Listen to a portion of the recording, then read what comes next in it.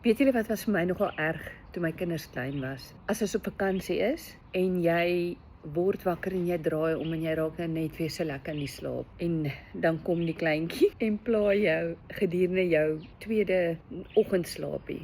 'n Goeie idee, gaan kyk na die voriges, is om 'n skattejag vir hulle daar te stel.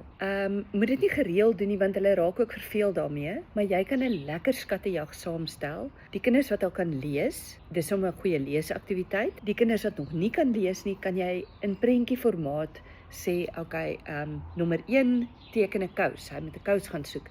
En jy sit sommer daaglikse gebruikgoeders in jou plekkie waar jy bly, al is jy by die huis met vakansie en jy wil bietjie in lê. Maak dit prentjies of skryf sinnetjies, hou dit eenvoudig. En dan sê jy vir hulle moet daai skattejagboks vir jou bære. As hulle alles gekry het, moet hulle dit vir jou bære. Dit oefen ook uitstel van bevrediging, sodat hulle jou nie kom wakker maak nie. En dan sê jy vir hulle, sodra jy wakker is, gaan jy kyk, hoeveel van hierdie skatte het hulle in die huis gevind. Dis 'n lekker ene. Skattejag beteken tweede oggendslaapie.